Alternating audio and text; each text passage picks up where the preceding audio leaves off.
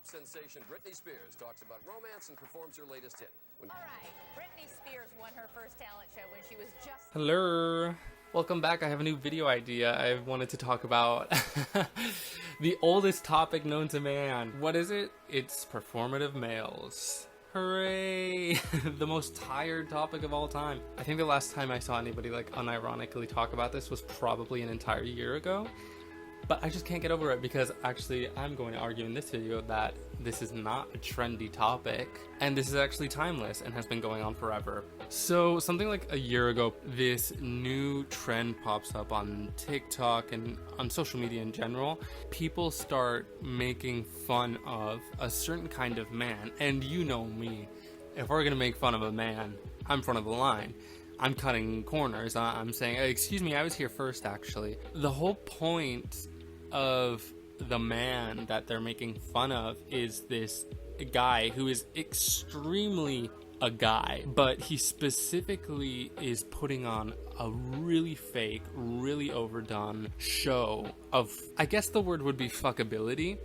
He's just so fuckable, like, don't even worry about it, just fuck him. Please, please, please have sex with him. Don't think about it.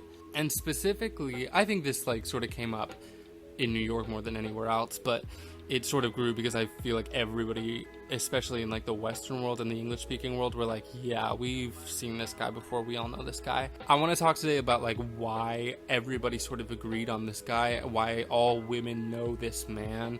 So I've been watching a lot of videos talking about the performative male, a lot of fashion content creators specifically. So what is a performative male? What are we talking about when we're saying performative male? Why are we using those words? Why performative? Why male? I do actually love the vocabulary being used here. I think it's really interesting that we would use these specific words.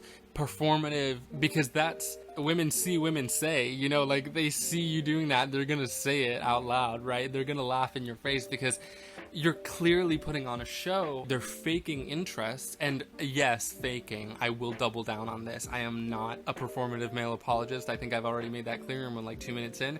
We will talk about men engaging in quote-unquote feminine activities, but there's a difference between engaging in them and performing them. And the problem is, like, these men are performing these quote-unquote feminine activities, donning this feminine archetype, or better yet, this effeminate archetype. I shouldn't say feminine because it's effeminate. Not only for attention-seeking purposes, but women-seeking purposes.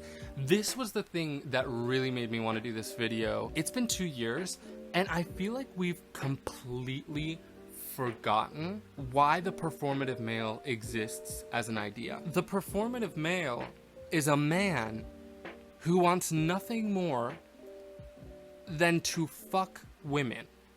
The performative male is a man who wants nothing more than to fuck women. Period. Like, that's it. There's nothing more to it.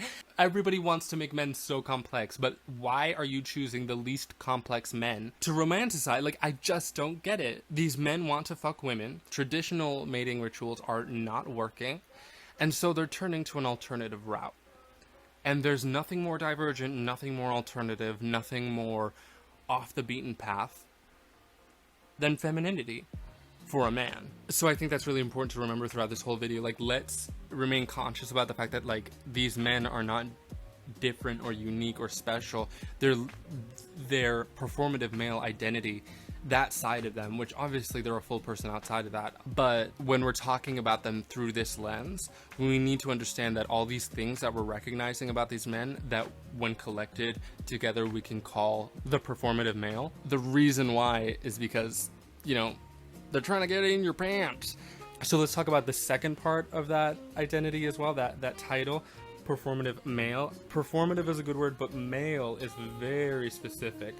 It's very gender essentialist, and I think that's a good thing. Reducing gender down to male, female. When we use that word, it's very, very intentional because it's very heteronormative. Men and women are for sex and nothing else. Men are from Mars and women are from Venus, and it's just the way it is, and You can't change anything. But it's also extremely accurate, because the point of calling them males is to expose the fact that at the end of the day, these are really horny guys who are putting on a show so that you can get in their pants. Because, hey, maybe these men are way more complex than this part of their identity, right? This facet of them.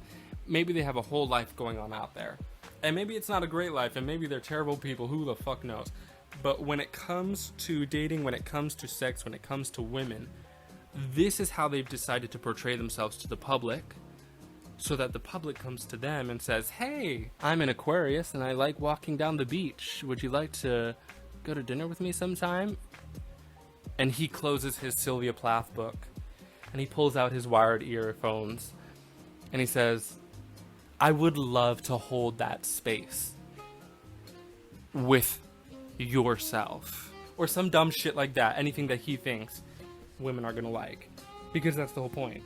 Women like him, so he's gonna get fucked. The performative male, at the end of the day, is a fashion trend. I was gonna like just look up like, OMG, like, haha, performative male videos. But then when I just started watching random videos from content creators I liked, I realized it was always the fashion people who were, you know, talking about this or connecting back to this. You think of this as like a dating phenomenon, but it's actually not, because it's a visual identity. It needs to be quick, it needs to be advertisement, it needs to be commercial, right? He needs to sell himself so that when you look at him, you immediately know who he is, what he is, and what you can do with him. I wanted to like break down each of the really famous, trendy, stereotypical things that people are making fun of. And we will get into the fact that like people are making fun of this specifically, not just talking about it, not just criticizing it, but men are getting in on the joke, which I think is hilarious. But let's concentrate right now on the visuals, and let's break down what makes a performative male, and how does a performative male show you who he is in all his two-dimensional complexity. How does he get across the message to you directly that he's the nicest guy you've ever met? Don't worry, because he's a nice guy. I mean, he drinks matcha. Number one, matcha. Sorry, number one. I like matcha. I've only tried it once or twice. I really do like Pepsi. Really? What's your favorite really kind? do. That was back when they became like a thing, back in like 2019. Did I say 2019? Matcha was like a total trend, but my friend was obsessed with it, and I was like, I'll try it. And it's actually really good.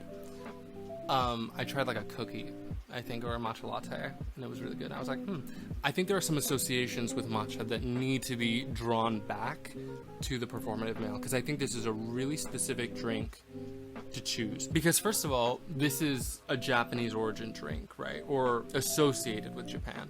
It's originated from green tea. It's a long process to produce this item. It's a bit of a delicacy almost. It was a rarity. It was something special back in the day, aka like 5 years ago. But now it's become such an intense trend that it's literally changed like the global supply chain for matcha. It's kind of insane. I think it's interesting that it's like connected to cleanliness, to the clean girl, to health. You know, it's green tea. It's this bright chlorophyllic colored drink. It looks like you're drinking a kale smoothie, you know? It's very much connected to women in popular culture, women in social media. The trendy lifestyle of the clean girl definitely connects to her getting her, you know, her sweet drink, her sweet treat, her cute drink, her little consumerist moment of the day. And hey, while we're consuming, why don't we connect it to our lifestyle? Why not we stay healthy? Why not we stay fun? Why not we be beautiful and rich? So let's buy matcha, because matcha is special, matcha's pretty, and matcha's clean. So I think there's a lot of connection between cleanliness and the clean idea to Japan. I think that's really associated to the concept of Japan, especially like food and other items that are worked for. It's not just green tea leaves. All right, let's throw it in some hot water. No, like this is a processed item, but you wouldn't think of it as an industrially processed item, even though at this point it probably very much is. But you can buy matcha sets and things like that. So I think it's a really specific item that they chose. They didn't just choose like, oh my god, like pink latte or whatever. They chose a deeply connected item to kind of the girl that they want most. They want the clean, rich, hot, pretty, happy, healthy, active girl. The New York Sex and the City girl. The next one is crop tops. This one...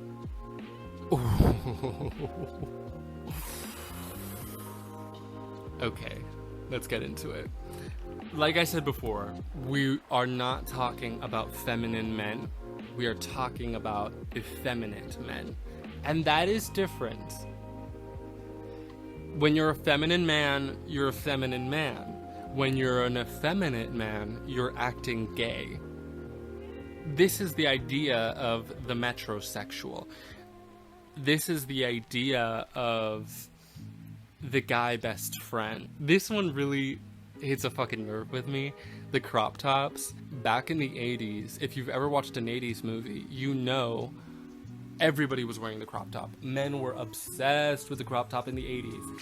And why were they obsessed with the crop top in the 80s? Well, it was a time of hyper heterosexuality. Not just gender performance, but sexuality performance. In a lot of ways, we would think of that time as quite reserved. When heterosexuals and men and the patriarchy are in charge, the raunchiness heightens in very certain ways and is controlled in very specific ways. Heterosexuals do not hate sexuality. They hate divergent sexuality. They love heterosexuality. So when they can, rub their face in some tits, that's a great day for conservatism, right? But effeminate men, feminine men, these are all issues that push against their sexuality. Why are men in the 80s wearing crop tops? Well, because it's horny. And they can show off their gym body. They can show off their midriff. They can suggest everything's very clean. Everything's clean language. Everything's sterilized language. No one has sex. They just procreate, except everyone's obsessed with sex, except nobody wants sex, except sex is everything, except sex is nothing. Like, this paradox is heterosexuality when heterosexuality is in control. So men are wearing crop tops because they're men and they're manly and they're dominant and they're in control and they're sexy and they're hot and they have rockin' bars and they're gonna show off their midriff because that's gonna make you want to fuck them. And then the 90s come over and men are starting to have a little bit of a crisis. Their identity crisis. Think of like Chandler. He is oftentimes a woman. He's the woman of the group. It's very bizarre the way Chandler's gender makes him the joke of the group, which is honestly a very common thing. The jester character, the jester archetype has often been one that will subvert gender roles. But in Friends, he's insecure and it's seen as the butt of the joke and a bad thing. When the jester, who's like, yeah, I'm a woman and a man, he, ha, ha, ha, I'm a theatrical character, I'm on stage. Back in Shakespeare times, or even in ancient Greek times, men were only allowed on stage. Women did not perform on stage. And so that's why it becomes part of the jester, the performer's identity, this cross-dressing, non-binary or cross-binary identity. For Chandler to be the butt of the joke, for his gender to be the joke, for people to laugh at him, not with him, because he is visibly insecure, that's really telling. That's like one of our culture markers. This is how people are seeing men in the 90s. Clearly there's a bit of a male masculine crisis at this point. This is where we see the decline of the crop top. Suddenly men don't want to be gay anymore. Suddenly men want to be American Psycho. And this crosses into the 2000s and really all the way into the early 2010s. I think by the end of the 2010s and into now 2020s, we can see that the crop top is back,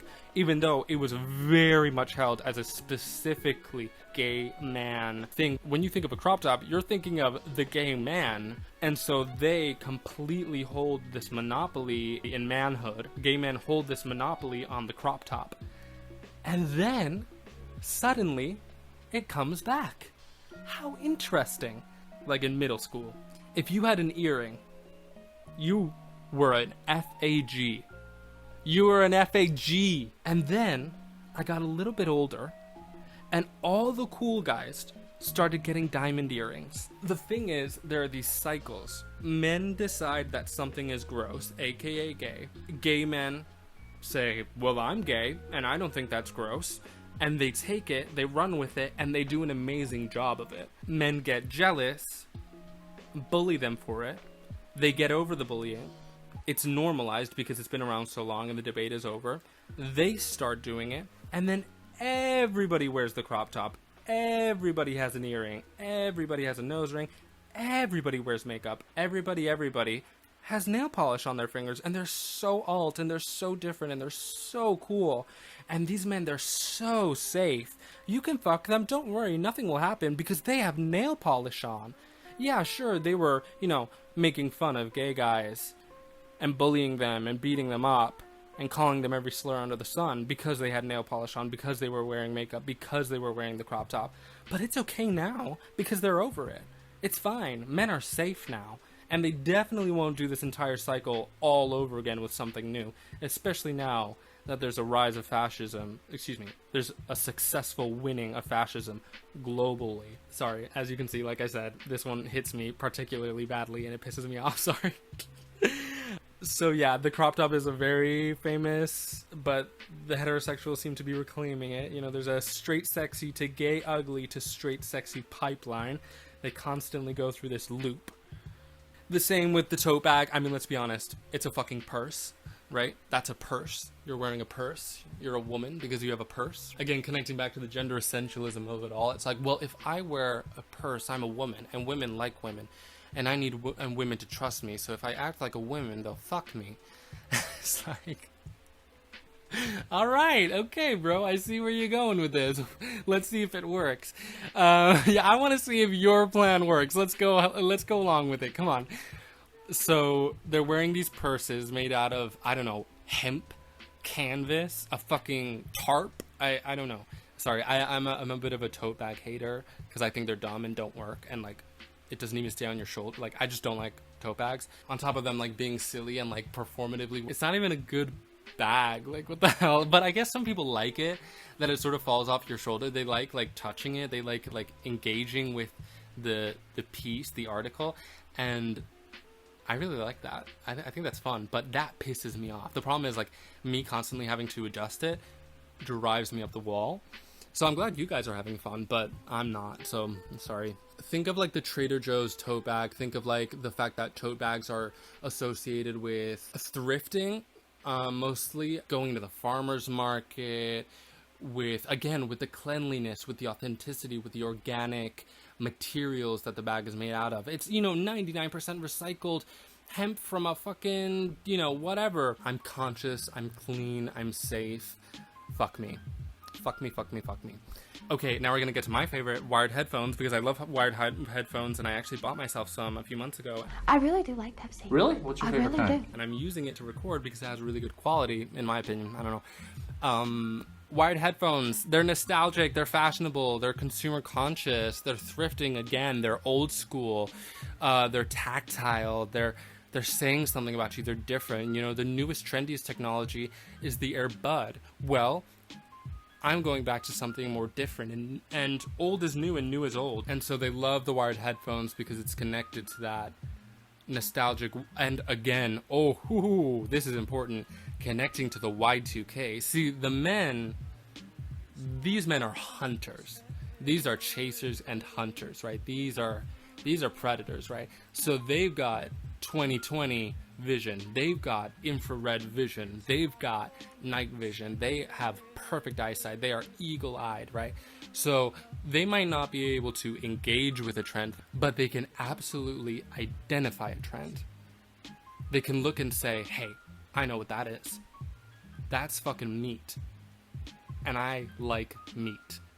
And so they see a trend and they go, I can do that. I can camouflage. That's another thing. These are camouflaging predators, right? Like, if the performative male were an animal and I were David Attenborough, I'd be like, the performative male is currently in the tree, in his New York apartment, staring down at the women and identifying all the consumerist trends to collect into his fuck basket to create the perfectly fuckable identity of the tote bag crop top, macho wired headphones male. What was that? Okay, James. When they identify these trends, they pick them apart, they dissect them, and they implement the pieces, the identifiable, the visual, the audible pieces into their public facade identity to be like, hey, you know what a tote bag is. Hey, you can see my midriff. Hey, look at me drinking this matcha. What does that say about me? These are all status symbols at the end of the day, visually indicating a personality and a connection to certain groups. Fast fashion facilitates this through easy symbols and accessible, popularly known products like the Labubu, like matcha, like Y2K trends. By the way, if you drink matcha, if you're into Y2K, I love you for that. That's my point. I think these men are being performative, unlike you. You might be the person who's genuinely interested in what these nostalgic trends have to offer, and I think that's amazing. Personally, I feel like there are a lot of trends that I'm like, oh yeah, I can see the value in this. And a lot of times it's because they're reflecting the lifestyle I want to live. Like, I want to cut down on technology, I want to cut down on my digital footprint, I want to cut down on my consumerism. So these thrifty trends are the kind of thing that I'm going to go for because they help me facilitate that lifestyle. This is where I'm going to make that jump and bridge the gap between trends and politics. I do not think that the performative male is simply a trend. I think they are trendy. I think the trend itself, actually, better said, is the identification of this man, right? That was the trend. Not men acting this way, but women identifying and making fun of the men acting this way. So how do men expose themselves politically? Well, I think the biggest indicator, status indicator they use is, of course, the feminist literature. They are always reading a book. They're always reading, because reading is smart. Reading is what? Fundamental. Do they know how to spell fundamental? No. But they know that it's important to women. They know something about this feminist literature is so important to women. So they double down and they buy the most woman book they can think of. They're always catching on to these books. They're always reading these books. And the reason why they're doing this is that a lot of women, especially younger women, are currently trying to build a political identity, right? They're trying to say, hey, I want to be somebody, I want to stand for something, I want to know about the world around me, I want to be educated, not just formally, but also socially. I want to understand what's going on in my world, how my world is built, how it works. And so they're educating themselves. Women are currently, and have been for a while, particularly black women, the most educated group in America.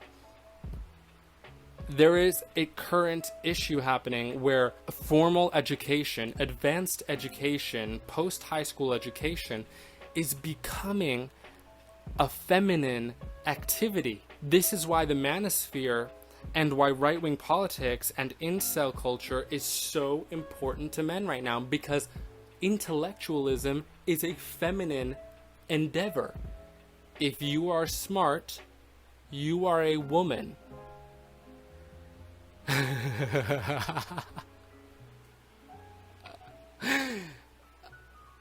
Am I allowed to say kill all men on here? Because I really want to. I hope I'm allowed to. Kill all men. Anyway, death to all of them. You had me fooled, Mr. Spears. Oh, women are the ones going to college right now. Women are the ones getting into academic fields. Men are not engaging in academics because they're just not special anymore there. But the effeminate men are, because they might get fucked if they look smart. So they're gonna pick up a book, a $1 book from the thrift store, and they're gonna fucking read it.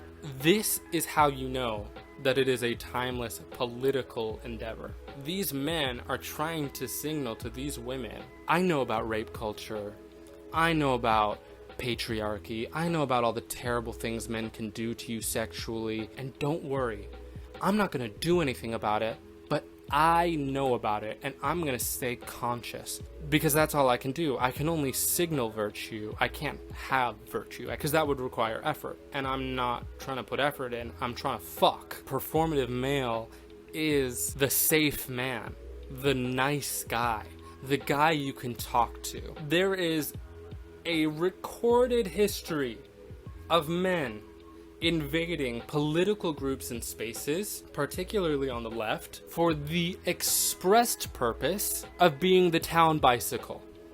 They get into these groups, they pretend to be invested, and behind closed doors, whether consensually or not, they are steadily, systematically fucking their way through the entire political group. This is a very, very, very normal thing that happens all the time to this day, and it has been happening for a very long time. And it's not just about fucking women, it's about controlling women, right? It's about decentering them, disempowering them, getting everything you can from them. These performative men are not new. They are just men who LARP being good people, like for example being a leftist, or for example being a priest. This is the thing, it is not a question of true virtue. It is a question of social virtue. 50 years ago, if you were a priest, you were perfect and you were a good person, so you could get away with being a predator. The men in these political groups make themselves important and indispensable, so when they get accused of things, they likely will get away with it. It's the same with celebrity men get away with raping and abusing women because they're good people, because they're hot, they're rich, and they're famous. So, with all this being said, and the trend not being the men themselves, but women identifying the men as what they are, why do men defend them? Well, because men are very good at muddying the waters, and women are very good at being people and giving people second chances and being kind, level-headed, and thoughtful. I'm not trying to say that they're all, like, oh my god, poor ignorant babes, they don't know what's coming for them. No, like, some of them were genuinely trying to make an effort to be like, hey. And other women were just trying to protect men, as per usual. There's all types. Women are people, they can be anything they want. Some of them are going to be bad people and protect men above all else. Protect the patriarchy, protect rape culture, blah, blah, blah. So they're going to be good and bad. That's just how people are.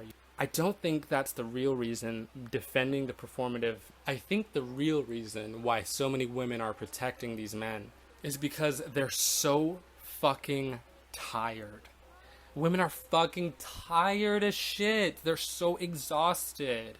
When these men come to them and they actually make the effort, they're like, fine, I'm gonna say, I think you dress this way, I think you act this way, I think you look this way for a reason, because I think you're being outwardly honest, and I'm gonna give you a chance. When everyone around them goes, ha, that guy's a fucking loser who just likes sex, they go, Jesus fucking Christ, not again, fuck. It's like, it's just, you're just banging your head on the wall like, oh my god, are all these men insane? Like, what the hell is going on? Can men not just be normal?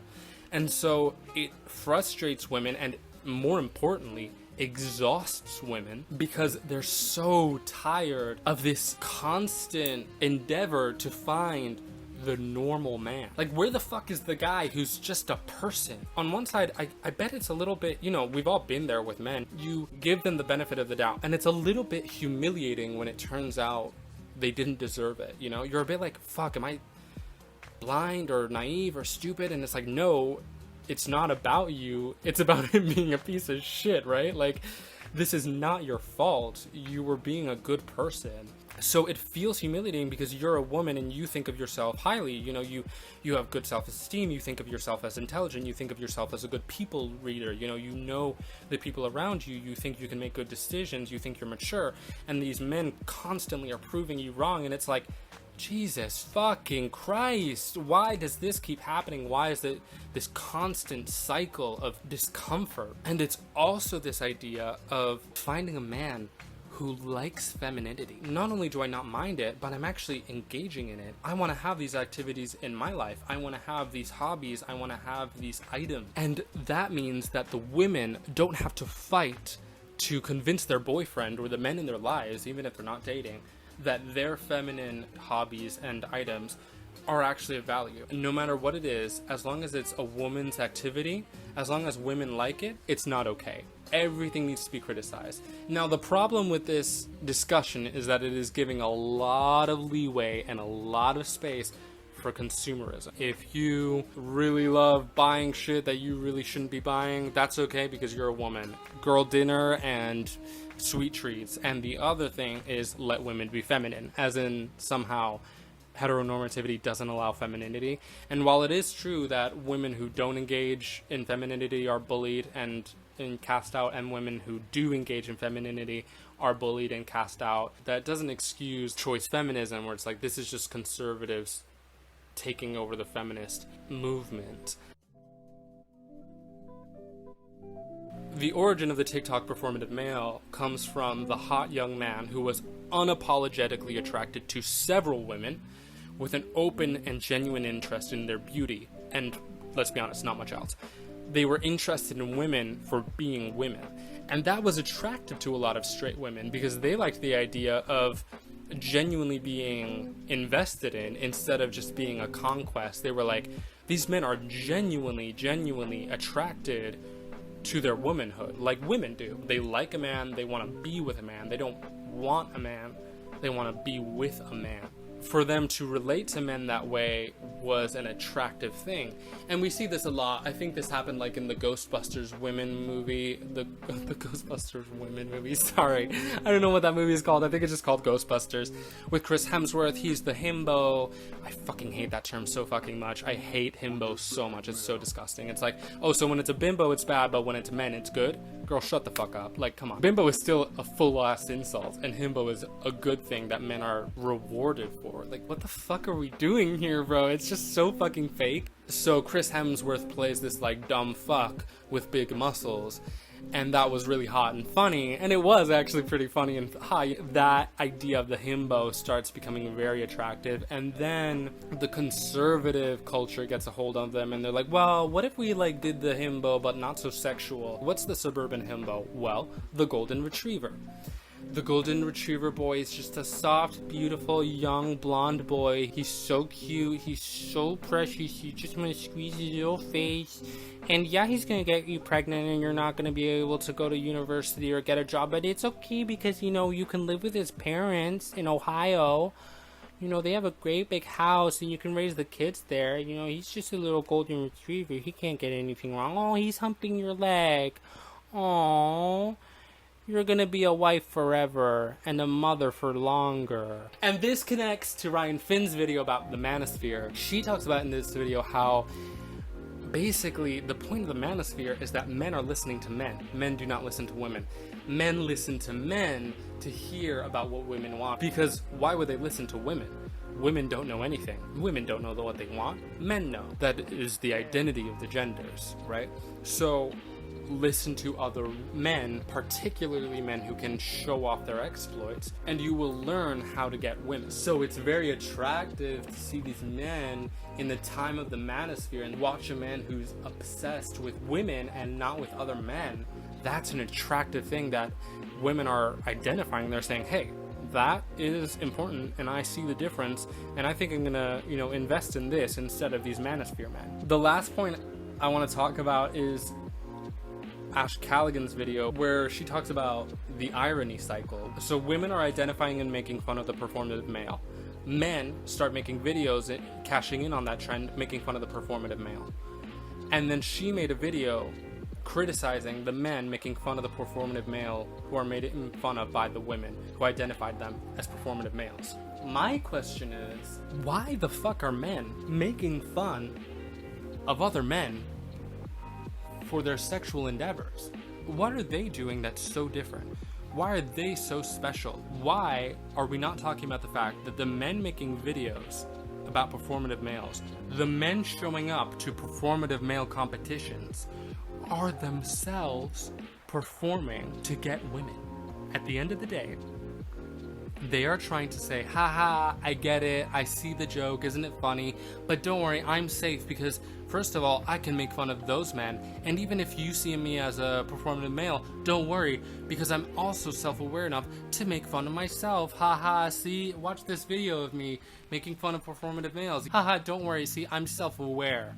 I may be a performative male, but I know it's a joke. You can make fun of me because I won't get angry of you teasing me because I'm a good guy. I'm a safe man. You can be around me and make fun of me and tease me, don't you worry. But I'm gonna get laid later, right? Like, me putting up with this humility ritual, that's gonna pay off later, right? I'm gonna get fucked later, right? I better get fucked because I want to get fucked. So this better pay off later because I'm making an investment now. I'm cashing in on the performative male trend. They literally treat women as a market, so they're always trying to be ahead of everyone else in the market of dating and patriarchy and marriage and sex. There are a vast amount of straight men who are genuinely, why am I explaining this to the ladies as if the ladies don't know themselves? Girl, come on, we all know this is true. I just think it's so interesting that the performative male is being treated as this like type of man. This is literally the definition of heteronormativity. This is what we're talking about when we talk about patriarchy and rape culture. I just think that's really interesting, how men sort of hijacked that joke and turned it into a haha, oh, don't worry, it's just, you know how trends are, you know, they only last so long and then they're over. Don't worry, it's all over now, don't worry. That's very interesting to me. Their anti-intellectualism constantly getting in the way of women, even comedically, even for entertainment purposes, identifying men for what they are and saying, hey, I'm calling you out. God, I hope this recording doesn't sound like shit because I've been rolling around my bed. My fan is on. Oh, whatever, it's fine. I love you all. Thank you for watching. Have a good day. And have a good week. It's fucking Wednesday. Bye.